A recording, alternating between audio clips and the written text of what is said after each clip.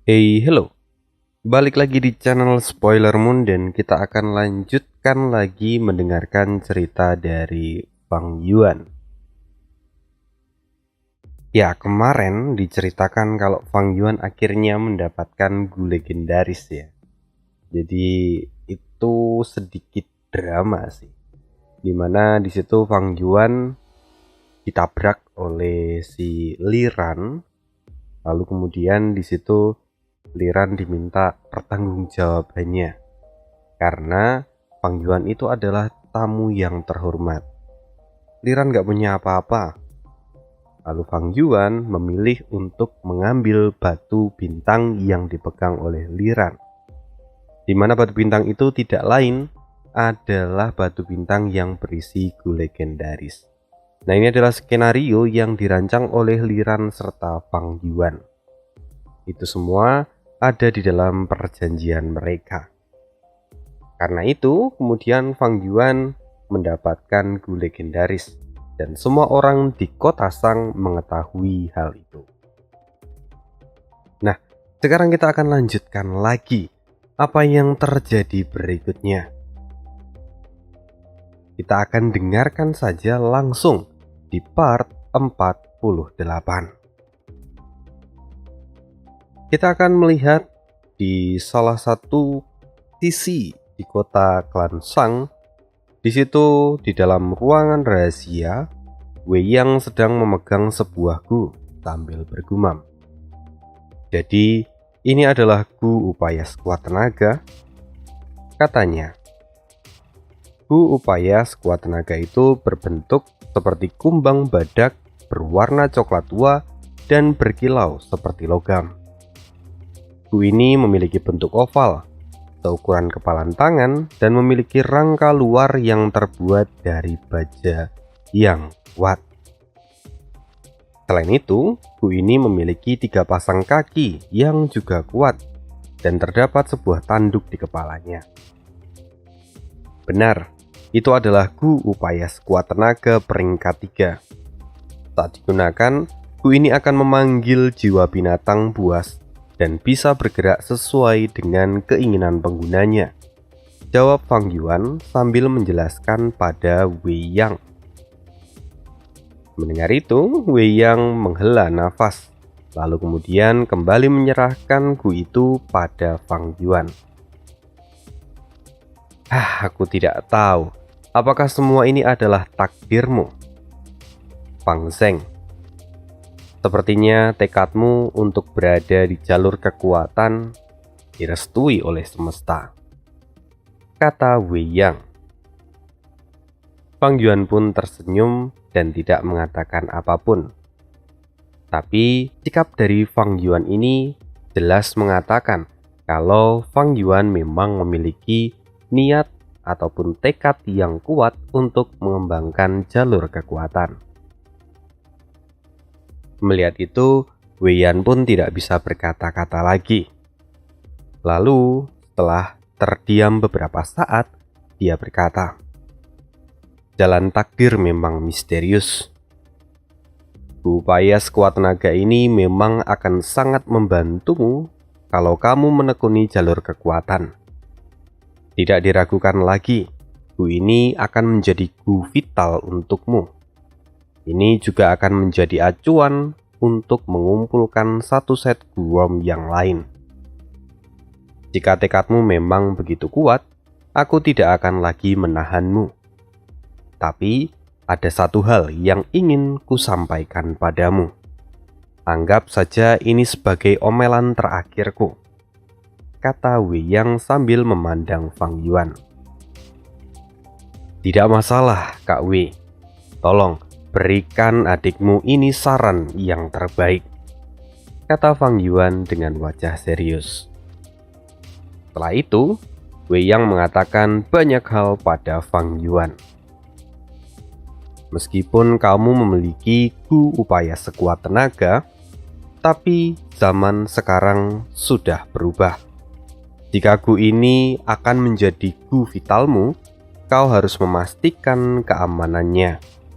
Bagaimanapun, ini hanyalah gu peringkat 3. Jika di masa depan kau ingin menyempurnakannya menjadi Gu peringkat 4 atau bahkan 5, tentu akan ada bahaya besar yang akan mengincarmu. Belum lagi dalam proses penyulingan dan penyempurnaan itu ada kemungkinan untuk gagal. Kalau itu terjadi kegagalan, maka satu set yang sudah kau kumpulkan pun akan ikut hancur. Maka saran pertamaku adalah kau harus secepat mungkin mengubahnya menjadi Gu vital milikmu. Tapi tidak perlu khawatir, karena Klansang pasti akan membantumu. Selain itu, untuk membuat satu set Gu Rom, satu Gu vital saja tidaklah cukup. Kau juga memerlukan beberapa Gu pendukung lainnya. Hal ini sungguh sangat penting, dan kamu harus memilihnya dengan hati-hati. Jika pilihanmu salah, maka kau tidak akan bisa memanfaatkan dan memaksimalkan kekuatan dari Gu ini, kata Wei Yang.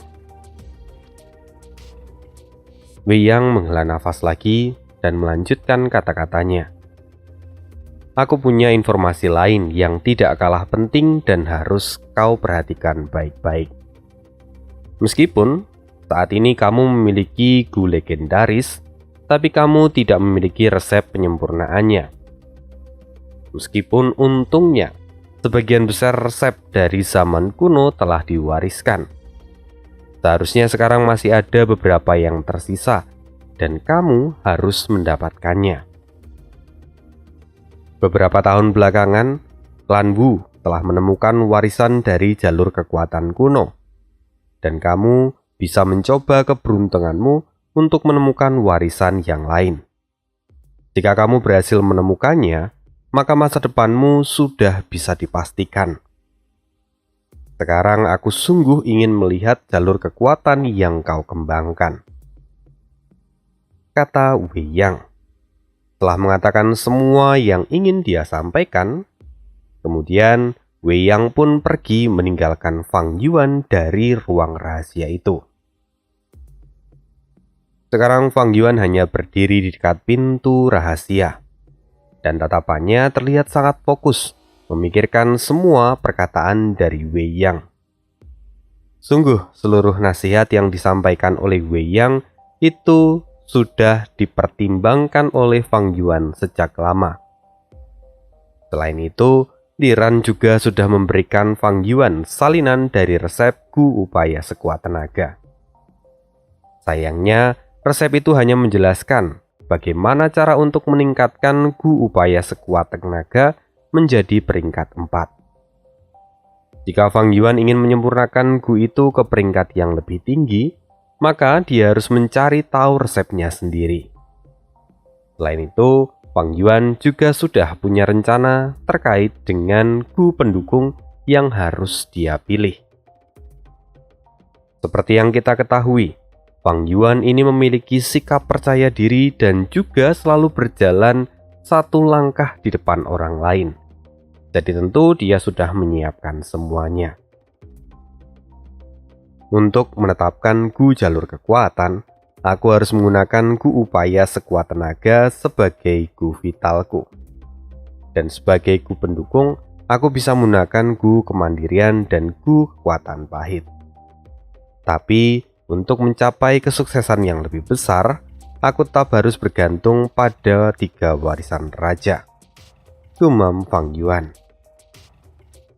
Adapun kendala Fang Yuan lainnya, yaitu Gu vital miliknya. Seperti yang kita ketahui bahwa Gu vital Fang Yuan itu adalah Spring Autumn Cicanda, dan itu tidak bisa dirubah. Oleh karena itu, Fang Yuan tidak akan menjadikan Gu upaya sekuat tenaga itu sebagai Gu vital miliknya. Sehingga, jika suatu saat Fang Yuan ingin menyempurnakan Gu upaya sekuat tenaga, hal ini tentu akan jauh lebih sulit dan juga beresiko.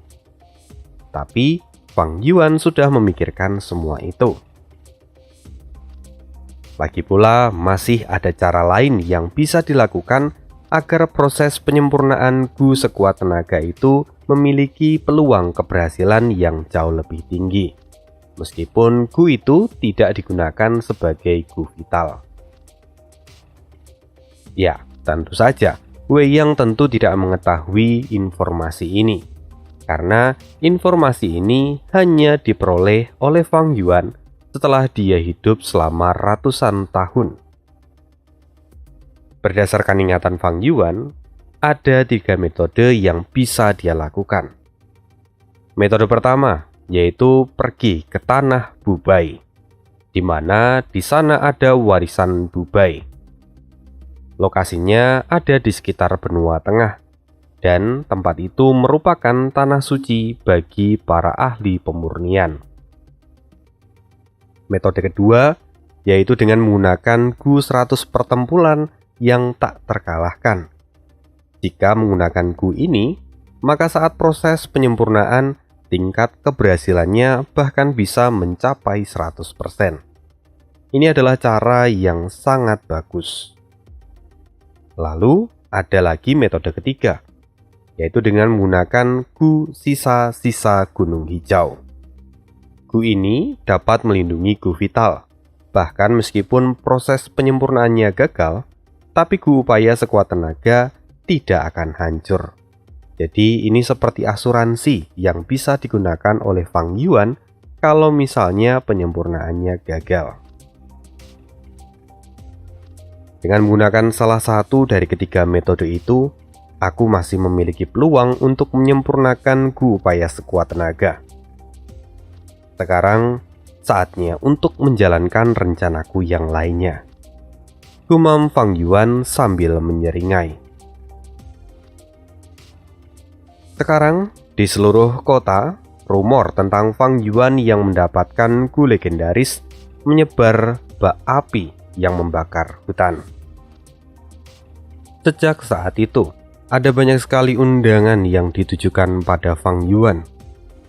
Undangan itu tentu tidak hanya berasal dari arena pertarungan, tidak hanya dari orang-orang yang ingin melawan Fang Yuan dan mengambil Gu legendaris yang Fang Yuan miliki. Tetapi ada juga undangan yang berasal dari para ahli resep yang berharap supaya mereka bisa meminjam Gu legendaris milik Fang Yuan untuk melakukan penelitian. Lalu selain itu ada juga dari para master Gu yang punya segudang uang, di mana mereka ingin membeli atau bahkan menukarkan Gu legendaris milik Fang Yuan. Pada akhirnya, Fang Yuan telah memilah beberapa undangan, dan dia memerintahkan para pelayan untuk mengirimkan pesan balasan pada mereka. Tentu tidak butuh waktu lama, Fang Yuan segera menuju ruangan pertemuan dan para master Gu yang menerima undangan dari Fang Yuan kini sudah berkumpul. Fang Yuan melihat semua orang, dan kemudian dia berkata dengan suara tegas, "Aku tidak akan menjual Gu upaya sekuat tenaga. Tujuanku mengumpulkan kalian semua di sini adalah untuk membahas hal yang lain," kata Fang Yuan dengan lugas.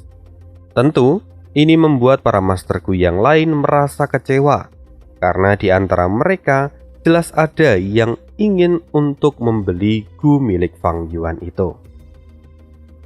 Tidak butuh waktu lama, Fang Yuan memulai pertemuan itu dan menjelaskan apa yang dia pikirkan.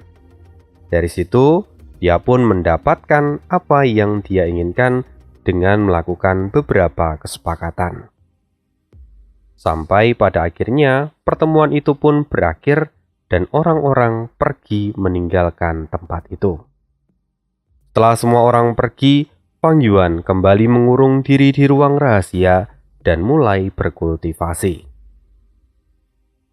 2 hari berlalu, Fang Yuan menghabiskan banyak waktu untuk melatih Gu upaya sekuat tenaga dan juga Gu lain yang baru saja dia dapatkan.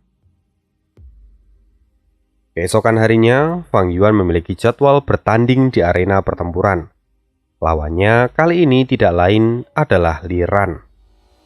Setelah mereka berdua memasuki arena pertarungan, Li Ran menatap Fang Yuan dengan tatapan tajam.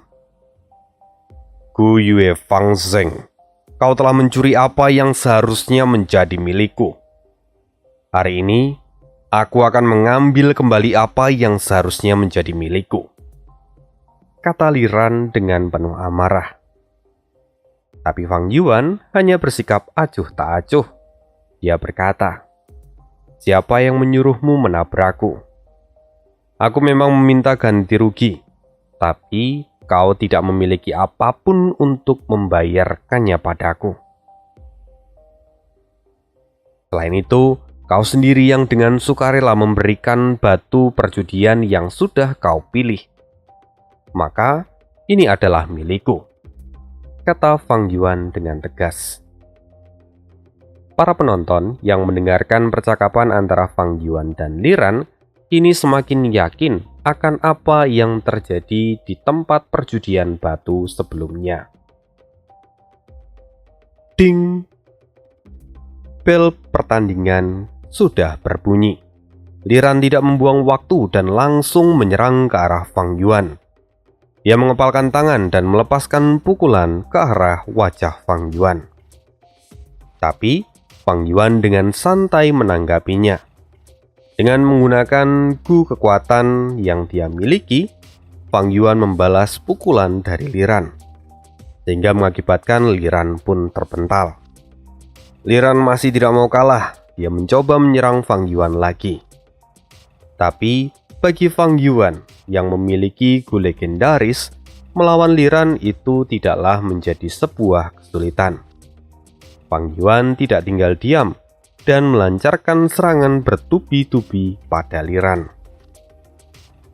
Setelah beberapa waktu berlalu, Liran kini terlihat terengah-engah dengan luka di sekujur tubuhnya.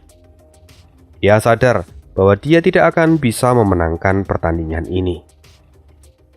"Aku menyerah," kata Liran. Akhirnya dia menyerah.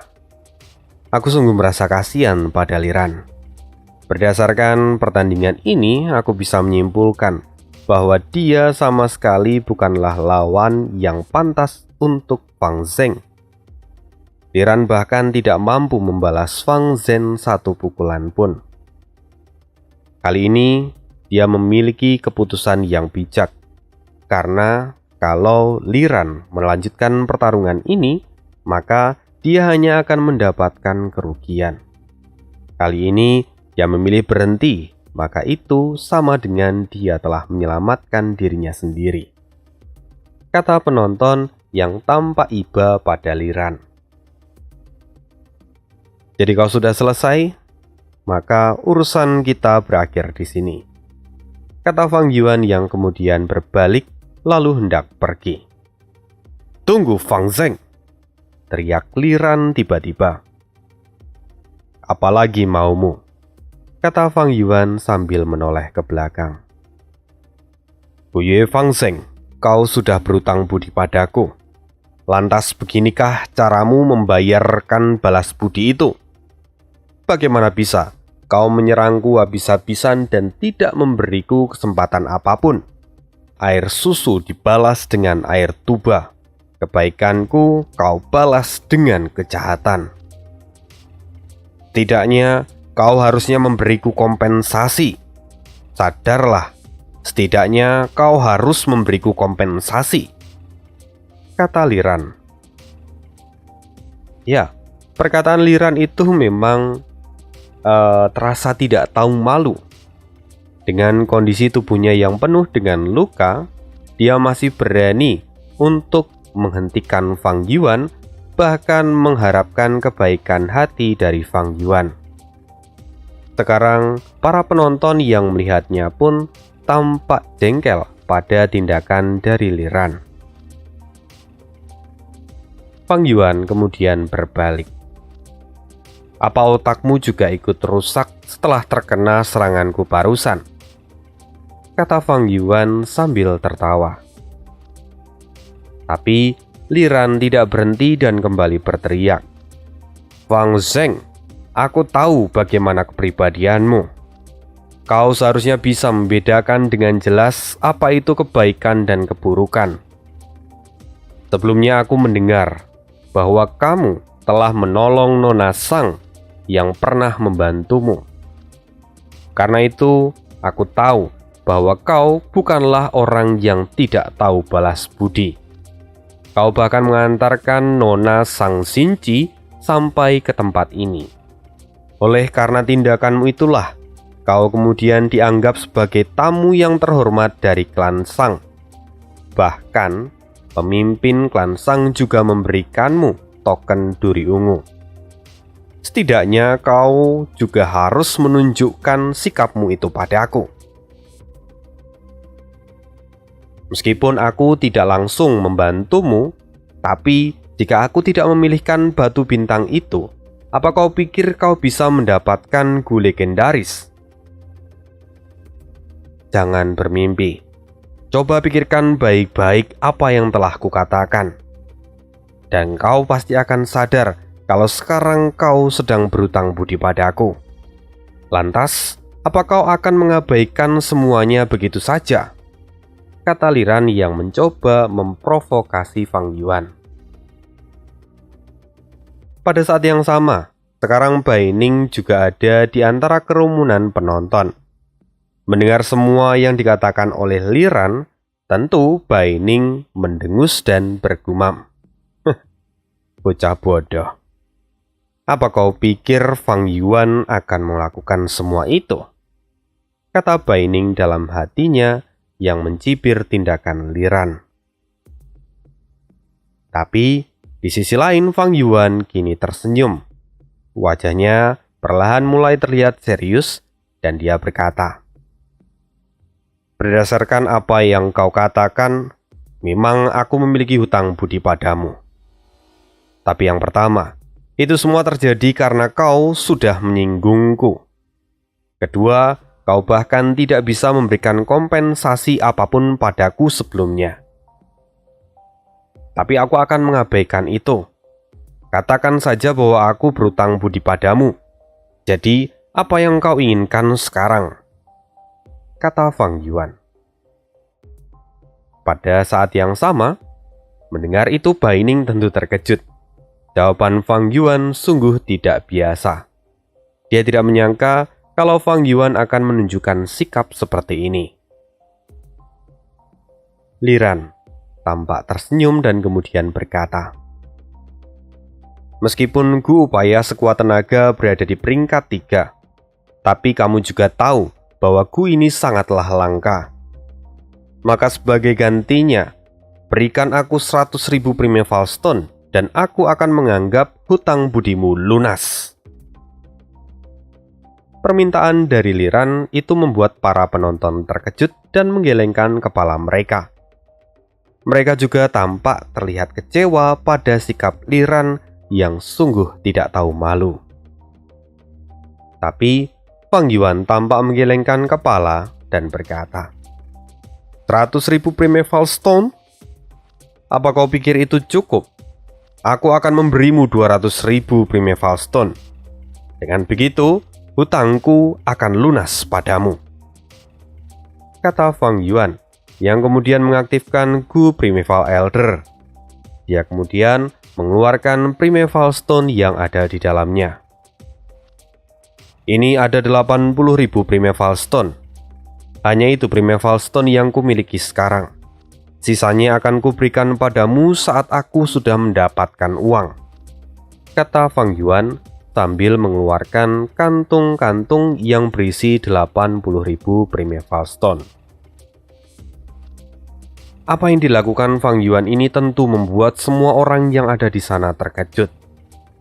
Bagaimana tidak?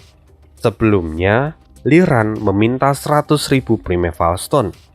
Tetapi Fang Yuan justru menaikkannya menjadi 200.000 Primeval Stone. Bahkan, dia juga langsung memberikan semua Primeval Stone yang dia miliki. Ini bukanlah tindakan yang umum dilakukan oleh para Master Gu. Tapi, meski semua orang tampak kebingungan, Fang Yuan tampak acuh tak acuh dan kemudian meninggalkan arena pertarungan itu tanpa mengatakan apapun. Karena semua tindakan Fang Yuan ini berita tentangnya menyebar ke seluruh kota Shang dengan sangat cepat. Terlebih, berita tentang Fang Yuan yang memiliki token duri ungu juga ikut beredar di kalangan masyarakat. Singkat cerita, sekarang Fang Yuan dan Bai Ning telah kembali ke Taman Nanqiu, tempat di mana mereka beristirahat. Apa kau sudah gila? Apa kau akan memberikan 200.000 Primeval Stone pada Liran? Tanya Bai Ning dengan ekspresi curiga pada Fang Yuan. Tentu, aku akan memberikan sesuai dengan yang kuucapkan, jawab Fang Yuan singkat. Tentu saja, Fang Yuan tidak bermaksud menceritakan pada Bai Ning kalau sebenarnya dirinya itu sudah membuat perjanjian rahasia dengan Liran.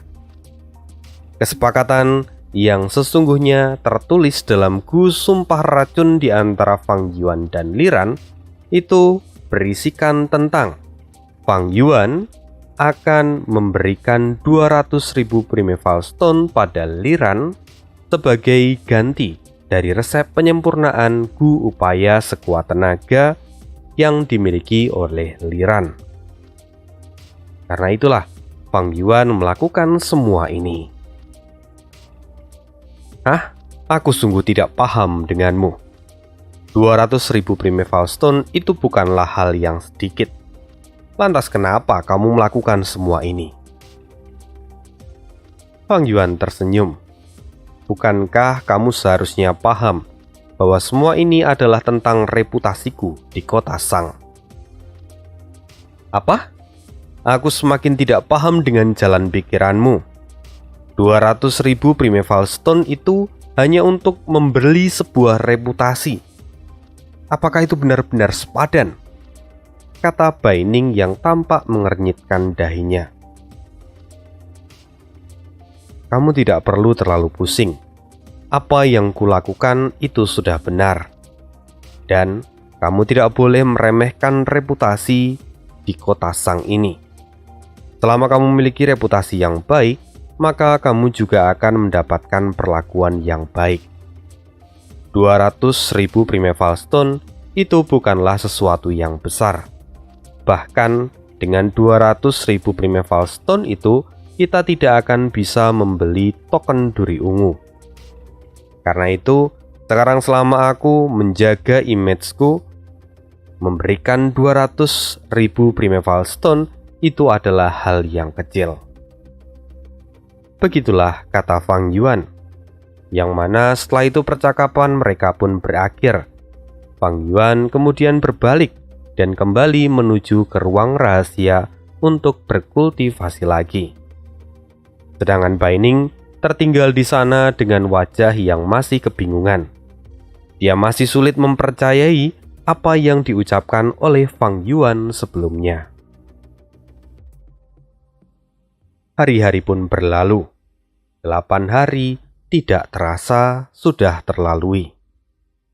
Fang Yuan selalu menghabiskan waktunya dengan berlatih mengendalikan Gu Upaya Sekuat Tenaga di Taman Nanqiu.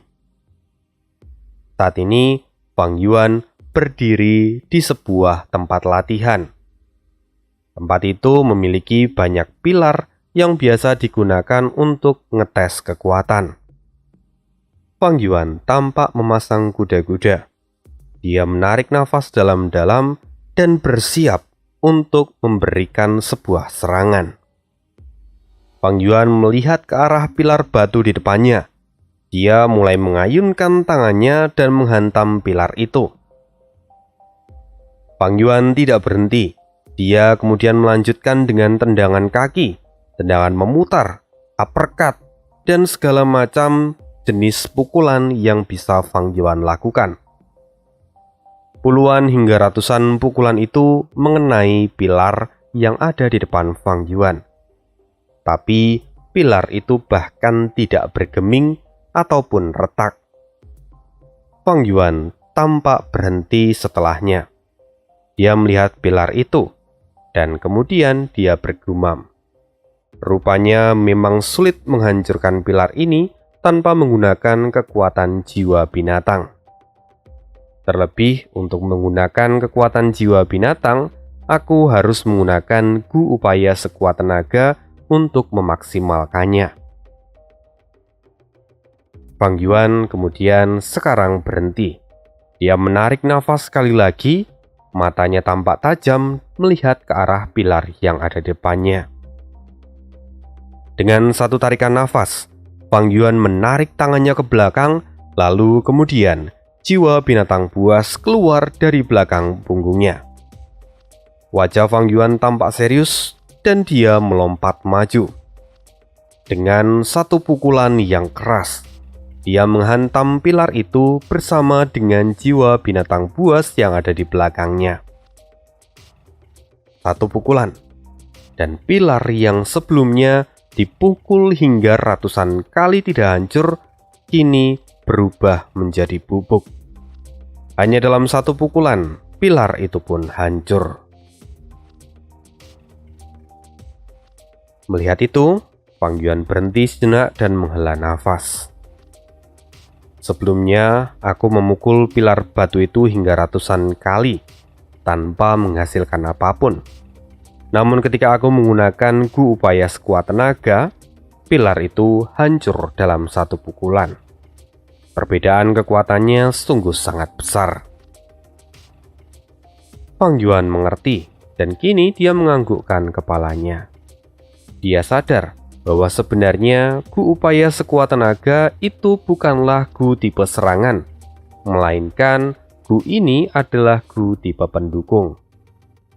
Ketika Fang Yuan menggunakan Gu ini, maka Gu ini akan memberikan efek pukulan yang jauh lebih kuat daripada pukulan biasa. Alias, Gu ini dapat memberikan buff hingga menyebabkan damage puluhan kali lipat daripada pukulan sebelumnya. Tidak berhenti sampai di sana. Meski Fang Yuan mengakui manfaat dari Gu ini, tapi Fang Yuan juga masih mempertimbangkan untuk pengembangan Gu miliknya yang lain. Salah satunya tidak lain adalah Gu Kanopi Langit. Fang Yuan kini tampak melihat lengannya.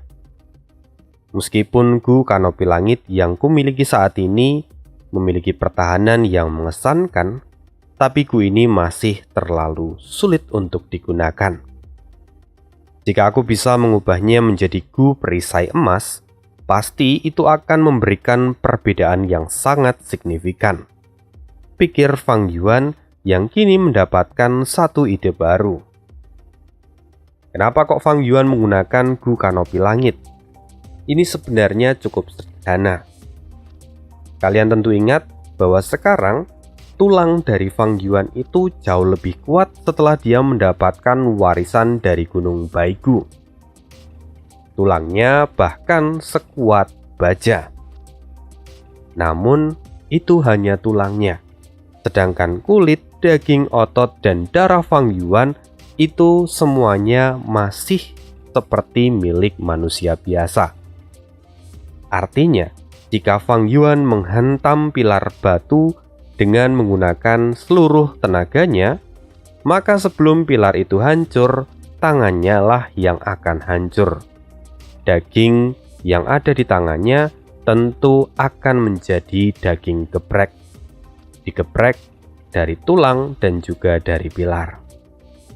Tetapi Fang Yuan tidak sampai merasakan itu. Kenapa? Karena Fang Yuan punya ide dengan menggunakan Gu Kanopi Langit untuk melapisi tangannya. Sehingga dalam satu pukulan, Fang Yuan bisa menghancurkan pilar itu tanpa melukai tangannya. Semua itu terjadi karena Gu Kanopi Langit dapat melindungi bagian kulit dan juga daging dari tangan Fang Yuan. Nah sekarang Fang Yuan punya ide untuk menggunakan Gu Kanopi Langit dan mengembangkannya menjadi Gu Perisai Emas. Tapi untuk saat ini itu masih sulit untuk dilakukan. Bukan karena Fang Yuan tidak tahu caranya, tapi karena dia tidak punya uang. alias tidak punya Primeval Stone. Primeval Stone yang dia miliki telah ia berikan pada Liran, sehingga dia harus memikirkan tentang apa langkah yang harus dia pilih berikutnya. Fang Yuan jelas perlu mengumpulkan bahan-bahan untuk menciptakan gu perisai emas. Tapi itu jelas butuh waktu. Nah, kalau ada yang tanya, "Min, kenapa Fang Yuan tidak menggunakan gu pemakan ucapan untuk menghapuskan gu tumpah racun? Bukannya Fang Yuan melupakan gu pemakan ucapan, tetapi Fang Yuan sebenarnya menggunakan gu itu untuk menghilangkan efek pada dirinya. Tapi dia tetap masih harus bersandiwara seolah-olah di dalam pengaruh dari gu sumpah racun. Kenapa begitu? Tujuannya seperti yang disampaikan oleh Baining, yaitu untuk menjaga reputasinya.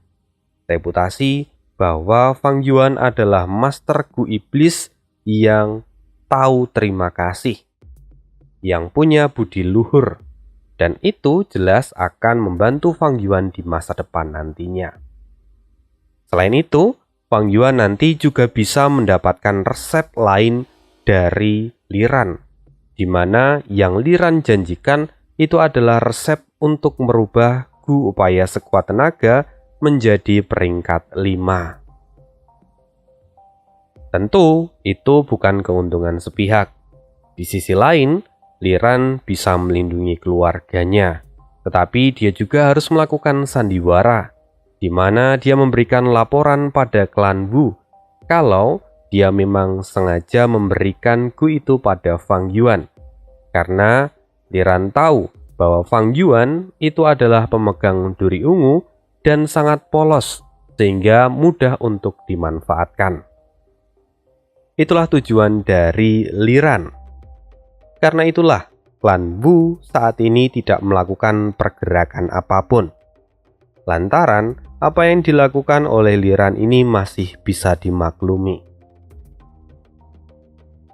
Belum lagi kalau misalnya klan Wu melakukan tindakan pada Fang Yuan, tentu itu akan menimbulkan percikan di antara kedua klan. Dan tentu klan Wu masih belum menginginkan hal itu. Jadi untuk sekarang, Fang Yuan dapat tetap aman. Dia tetap dapat berlindung di balik kebohongan dari Liran. Di sisi lain, Fang Yuan juga akan memberikan manfaat pada Liran. Meskipun manfaat yang diberikan oleh Fang Yuan semuanya ada di tangan Fang Yuan, alias Fang Yuan sudah meracik supaya Liran hanya meminta sesuatu yang bisa Fang Yuan berikan dengan cuma-cuma. Jadi untuk sekarang, klan Wu tidak akan menyerang Fang Yuan, dan Fang Yuan dapat meningkatkan kultivasinya dan memperkuat diri. Di sisi lain, misi Liran juga dapat terselamatkan dan dia masih bisa terus berpura-pura untuk menjadi seseorang yang berkembang di klan Shang. Tentu dengan 200.000 Primeval Stone itu, Liran akan menggunakannya untuk menaikkan namanya sendiri. Bahkan mungkin nanti dia akan menyebut istri dan anaknya. Ini adalah keuntungan yang mereka dapatkan. Setelah memikirkan semua itu, sekarang Fang Yuan kembali melihat ke dalam aparatur miliknya. Sekarang dia memiliki 2 gu baru. Gu yang memiliki nama cukup unik, yaitu gu tabrakan vertikal, di mana gu ini memiliki kemampuan untuk menerobos lurus sejauh 50 langkah. Gu ini lebih efektif daripada gu rumput melompat yang dimiliki Fang Yuan sebelumnya. Karena itu, Fang Yuan juga telah menjual gu rumput melompat. Selain mendapatkan gu tabrakan vertikal, Fang Yuan juga membeli gu muatan horizontal. Jadi ada vertikal dan horizontal. Kemampuan dari gu muatan horizontal ini mirip dengan vertikal, di mana dia juga bisa melompat hingga 50 kaki ke atas. Mungkin terdengar konyol Fang Yuan membeli 2 buah gu ini, tetapi di masa depan 2 buah gu ini dapat digabungkan dan menciptakan gu baru yang jauh lebih bermanfaat bagi Fang Yuan. Fang Yuan sudah menyiapkan semuanya, jadi tenang saja. Fang Yuan kemudian menghabiskan waktu untuk melatih kedua gu ini. Lalu setelah selesai, Fang Yuan kembali melihat aparatur miliknya. Dia mulai memikirkan hal yang lain. Sekarang gu upaya sekuat tenaga hanya bisa mengaktifkan 1 jiwa gu. Selain itu, aku tidak bisa menggunakan kekuatan jiwa babi hutan dan kekuatan jiwa beruang di saat yang bersamaan. Itu artinya, kekuatan dari 2 babi hutan milikku tidak terlalu berguna sekarang. Andai saja aku bisa mengubahnya menjadi kekuatan binatang yang lain, mungkin saja kekuatan serangku akan menjadi lebih kuat. Tapi untuk saat ini, aku hanya memiliki kekuatan 2 babi hutan. Tapi untuk saat ini, sepertinya aku harus berpuas diri dengan 2 kekuatan babi hutan, kekuatan seekor beruang, dan juga kekuatan seekor buaya. Lagi pula, semua gu ini sudah melebihi batas dari kemampuanku, pikir Fang Yuan. Lalu, tidak lama kemudian Fang Yuan kembali mencoba gu yang lain. Dan beberapa hari berlalu dengan cepat. Fang Yuan sempat juga membeli gu otot baja. Di sela-selanya, Fang Yuan juga melatih gu otot baja ini. Karena gu otot baja itu bukanlah gu yang instan, alias memerlukan latihan berulang-ulang. Gu otot baja ini sebenarnya adalah gu yang spesial, lantaran gu otot baja dapat merubah otot Fang Yuan menjadi baja. Jadi, ini adalah gu yang layak untuk dikembangkan. Fang Yuan terus berlatih di tempat latihan itu. Tiap hari dia menggunakan kekuatannya untuk meningkatkan potensi yang dia miliki. Lalu, tidak terasa 5 hari pun berlalu. Fang Yuan kembali ke arena pertarungan. Saat ini, Fang Yuan memiliki jadwal untuk melawan seorang pria berbadan kekar. Dia tampak sangar, tapi saat ini sepertinya dialah yang terpojok. Pria berbadan kekar itu bergumam, "Aku telah menyerangnya 5 hingga 6 gerakan, tapi dia berhasil menahannya bahkan melukaiku.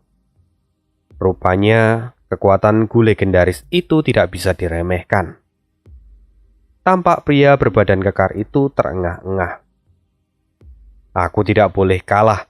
Selama aku masih bisa bergerak, aku harus mengalahkannya dan merebut gu legendaris itu darinya.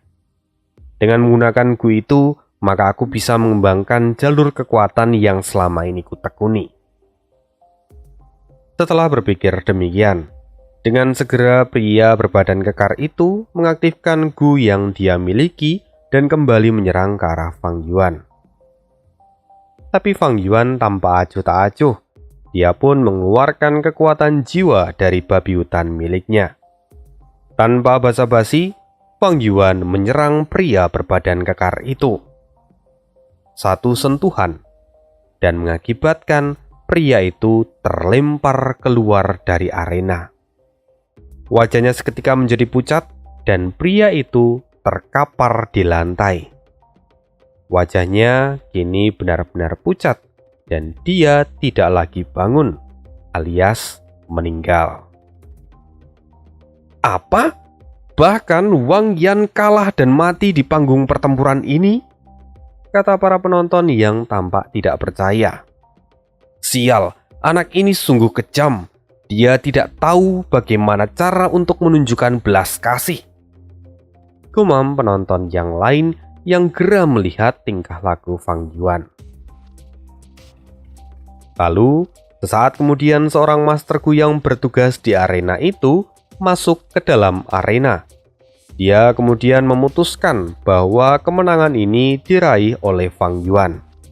Lalu Master Gu itu merubah akar anggur milik Fang Yuan.